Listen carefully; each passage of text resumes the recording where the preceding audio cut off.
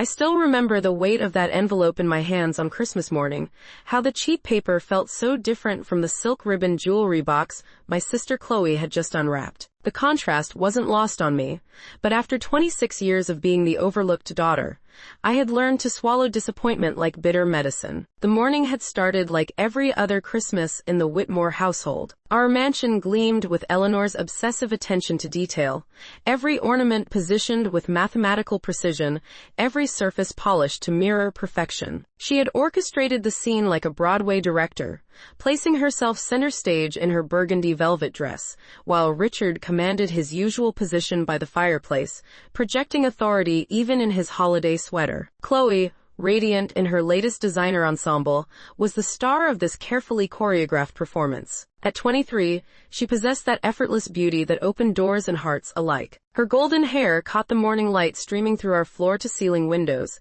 and her laugh tinkled like expensive champagne glasses touching in celebration. "Darling," Eleanor had cooed, her voice dripping with maternal devotion as she presented Chloe with that elegant box. "A special gift for our special girl, to start your new life with Liam." Inside weren't just keys, but the deed to a penthouse in the heart of downtown Seattle. The price tag, I later learned, was close to $2 million. Chloe's scream of delight could have shattered crystal, and she threw herself into Eleanor's arms with the enthusiasm of a child on her first Christmas. "Oh my God, Mom, this is incredible. I love you guys so much," Chloe had gushed, already planning her housewarming party and showing off photos to her equally privileged friends. Then Richard turned to me. No warm smile, no theatrical presentation. Just my father, this man who had built his reputation on being a pillar of the community, a successful businessman who donated to charities and sat on the boards of prestigious organizations, handing me a plain manila envelope with the same expression he might use to dismiss an incompetent employee. "Yours," he said simply. "I hope it helps you become more responsible." The word stung, but not as much as what I found inside. Among the papers was a student loan statement I'd never seen before, showing a debt of over $180,000 with accumulated interest. Below it, a handwritten note in Richard's familiar scrawl.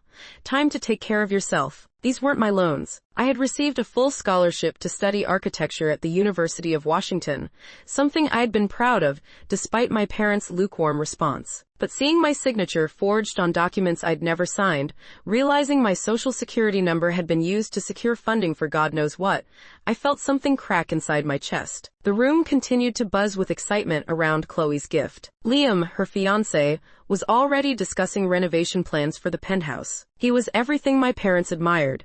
Handsome, charming, from old money. What they didn't know was that his family's fortune was built on smoke and mirrors, and he was desperately seeking a financial lifeline through marriage to their precious daughter. I folded the papers carefully, slipped them into my purse, and excused myself to the kitchen. My hands trembled as I called Ben, the only person who had ever truly seen through my family's golden facade. "Ben, it's Ava. I need your help. Something's happened." Ben Martinez had been my closest friend since our freshman year at university. While I struggled to find my voice in our architecture program, he had blazed through law school with fierce determination. Now, at 28, he was one of Seattle's most respected financial attorneys, known for his razor-sharp intellect and unwavering loyalty to his clients. Within an hour, Ben was at my apartment, his laptop open, legal documents spread across my small dining table. What he uncovered over the next week made my Christmas morning revelation look like a paper cut compared to a severed limb. "Ava," he said on the third day of his investigation, his voice tight with controlled anger, "they didn't just take out loans in your name. They've created an entire financial identity for you." The evidence was overwhelming. Credit cards with limits exceeding $50,000 each, all maxed out. A shell company called Ava Whitmore Consulting that existed solely to funnel money away from Chloe's failed cosmetics business. Investment accounts opened in my name, emptied to cover Richard's increasingly desperate business ventures. But the discovery that shattered what remained of my faith in my family came on day 5. Ben's face was pale when he handed me the deed to my grandmother's lake house. "They forged your signature," he said quietly. "Use the house as collateral for a $2 million loan." The bank is initiating foreclosure proceedings in 30 days. That house represented everything good in my childhood. My grandmother, Margaret's mother, had left it to both Chloe and me in her will. It was where I'd spent summers learning to paint watercolors on the wraparound porch,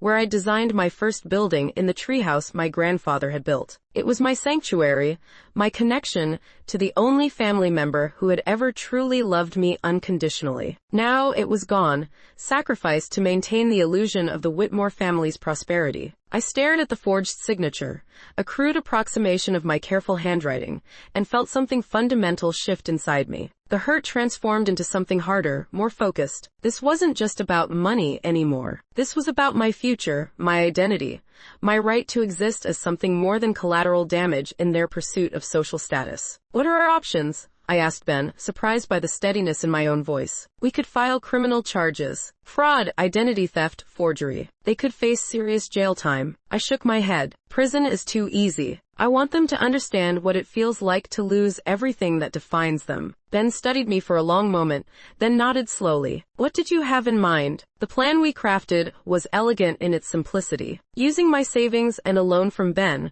we arranged to purchase the debt on my grandmother's house from the bank through a shell company of our own. Instead of being a victim of foreclosure, I would become the creditor. More importantly, we timed our move to coincide with Chloe and Liam's engagement party, which my parents had insisted on hosting at the lake house. For 3 weeks, I played my role perfectly. I attended family dinners, smiled at the appropriate moments, and listened to endless discussions about wedding plans and Chloe's exciting new life. Eleanor fawned over every detail of the upcoming celebration, treating it like a coronation. Richard basked in the admiration of their social circle, accepting congratulations on his successful daughters as if he had personally achieved our accomplishments. Chloe, oblivious to the financial quicksand beneath her designer shoes, planned her party with the enthusiasm of someone who had never wanted for anything. She selected the most expensive caterer, hired a string quartet, and invited 200 of Seattle's social elite to witness her fairy tale romance. The irony wasn't lost on me that they were celebrating her future in a house they had stolen from both of us. The morning of the engagement party, I dressed carefully in a navy blue power suit that Ben had helped me select. It was armor, professional and unforgiving, the outfit of someone who meant business. When I looked in the mirror, I barely recognized the woman staring back at me. Gone was the eager-to-please daughter who had spent years hoping for scraps of approval. In her place stood someone who knew her worth and was prepared to fight for it. The lake house was transformed for the occasion. White tents dotted the manicured lawn, flowers cascaded from every surface, and staff members in crisp uniforms moved efficiently through the space, preparing for the evening's festivities. Eleanor supervised every detail with military precision, ensuring that this night would cement their reputation as the perfect American family. Guests began arriving at 6 o'clock. Seattle's power brokers mingled on the terrace, champagne glasses catching the setting sun's reflection off the lake. Richard held court near the bar, regaling a group of business associates with stories about his latest ventures. He looked completely at ease, the picture of a successful patriarch celebrating his daughter's bright future. Chloe was radiant in a flowing white dress that probably cost more than most people's monthly salary. She moved through the crowd like a princess at her own ball, accepting congratulations and admiring glances with practiced grace. Liam stayed close to her side, playing the role of devoted fiancé while his eyes constantly scanned the room, calculating the net worth of potential connections. I waited until Richard stood to make his toast. The timing had to be perfect. Friends, family, esteemed colleagues, Richard began, his voice carrying easily across the gathered crowd. Tonight, we celebrate not just the union of two wonderful young people, but the continuation of family traditions and values that have guided us for generations. The crowd murmured appreciatively as Richard launched into his prepared speech about love, commitment, and the bright future awaiting Chloe and Liam. He spoke about legacy, about building something lasting, about the importance of family in an uncertain world. It was the perfect setup for what came next. Tradition, Richard continued, gesturing toward the house behind him, is about more than just buildings and bank accounts. It's about the values we pass down, the lessons we teach our children about responsibility and integrity. That was my cue. I stepped forward from the edge of the crowd, Ben beside me carrying a leather briefcase. Conversation stopped mid-sentence as guests recognized me, confusion rippling through the gathering. I wasn't supposed to be there. I hadn't been invited. Speaking of tradition and integrity, I said, my voice cutting through the evening air with surgical precision, I have something to share. Richard's face went through a series of expressions, settling on barely controlled irritation. Ava, what are you doing here? This isn't the time for whatever drama you're planning. Actually, Richard, I said, noting how his flinch at my use of his first name, this is exactly the right time. Ben opened his briefcase and handed me a folder thick with legal documents. The silence was absolute now.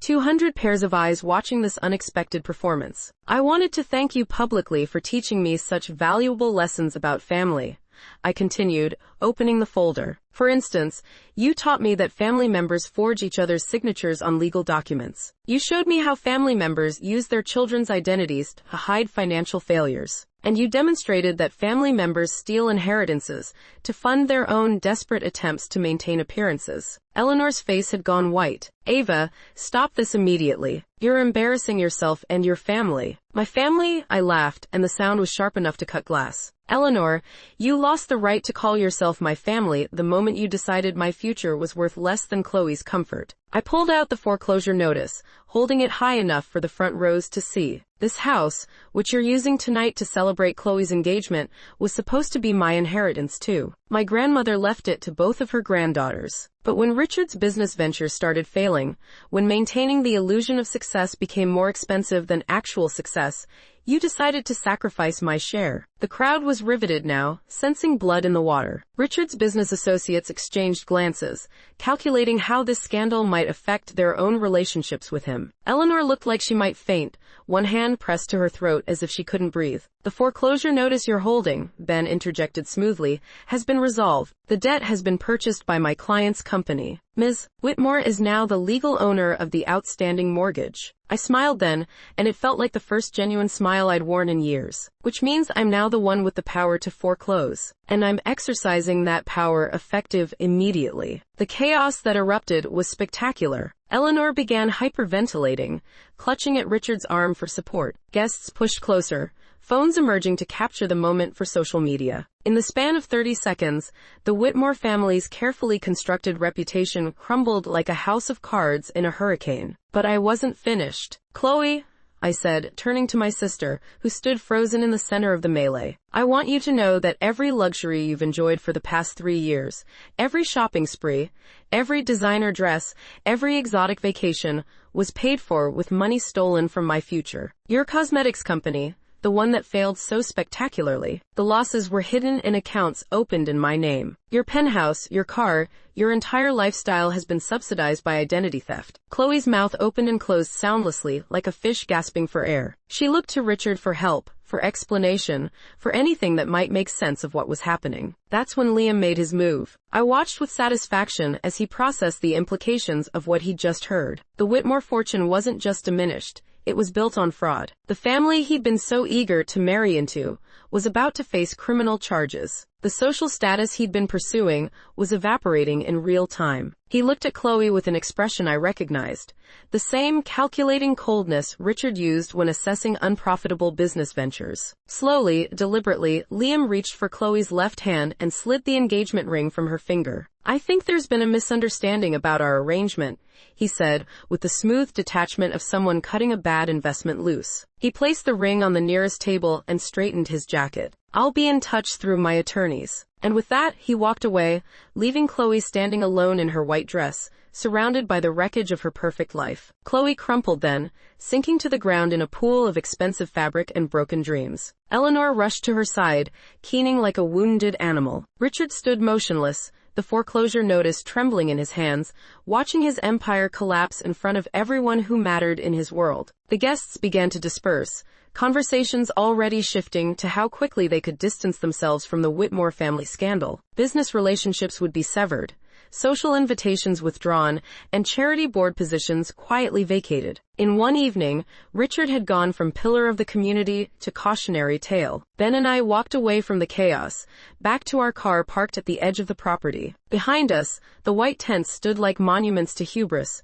elegant and empty as the people who had built their lives on the foundation of others' pain. The months that followed were a whirlwind of legal proceedings and personal reconstruction. I sold the lake house, along with all the other assets I'd managed to recover through Ben's meticulous legal work. The money allowed me to start my own architectural firm, specializing in sustainable design and community development projects. My parents tried reaching out, of course. Eleanor called daily for weeks, alternating between tearful apologies and angry accusations. Richard attempted to schedule meetings through intermediaries, probably hoping to negotiate some kind of settlement that would keep him out of prison. I blocked their numbers, changed my address, and instructed Ben to handle any legal communications. Chloe was the most persistent. She showed up at my office building, at my gym, at the coffee shop where I like to work on weekends. She'd lost weight, her designer clothes replaced with Target basics, her perfectly styled hair grown out to its natural mousy brown. The transformation was startling,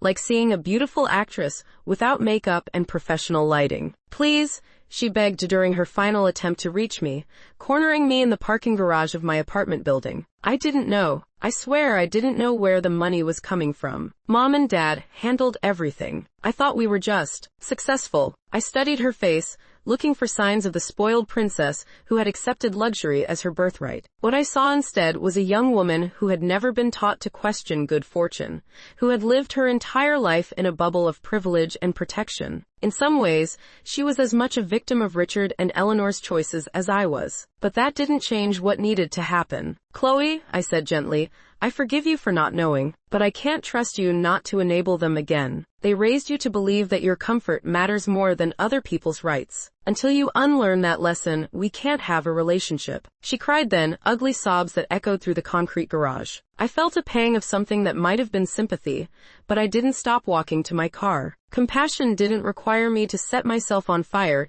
to keep someone else warm. A year later, I stood in my new office, looking out over the Seattle skyline through floor-to-ceiling windows that I had designed myself. The space was everything my childhood home wasn't. Honest materials, clean lines, and natural light that revealed rather than concealed. My company had already completed 3 major projects, each one earning recognition for innovation and environmental responsibility. Ben knocked on my open door, carrying 2 cups of coffee and wearing the satisfied expression of someone who had helped orchestrate a perfect victory. "The final papers came through today," he said, settling into the chair across from my desk. Richard's plea deal was accepted. 3 years in minimum security, plus restitution for the identity theft charges. Eleanor got 2 years probation and community service. And Chloe, no charges. The prosecutor agreed that she was more enabler than accomplice. He paused, studying my face. "She's enrolled in community college. Business administration, apparently. Working part-time at a marketing firm." I nodded, surprised by the small surge of pride I felt. Maybe there was hope for my sister after all. My phone buzzed with an incoming call. Eleanor's name appeared on the screen for the first time in months. I looked at it for a moment, remembering Christmas morning and the weight of that envelope in my hands. Then I smiled and declined the call, adding her number to my permanent blocked list. There was a time when that action would have filled me with guilt, when the daughter in me would have worried about disappointing the people who were supposed to love me unconditionally. But I had learned the difference between family and relatives, between love and manipulation, between loyalty and self-destruction. I turned back to the architectural plans spread across my desk, blueprints for a community center in one of Seattle's underserved neighborhoods. The project would provide after-school programs, job training, and resources for families struggling to build better lives. It was the kind of work that mattered, the kind of legacy I wanted to create. Ben raised his coffee cup in a mock toast. "To the Ash legacy," he said with a grin. I laughed, understanding the reference. My family's empire had burned to the ground, leaving nothing but ash and bitter memories. But from those ashes I had built something new, something real, something mine. "To the Ash legacy,"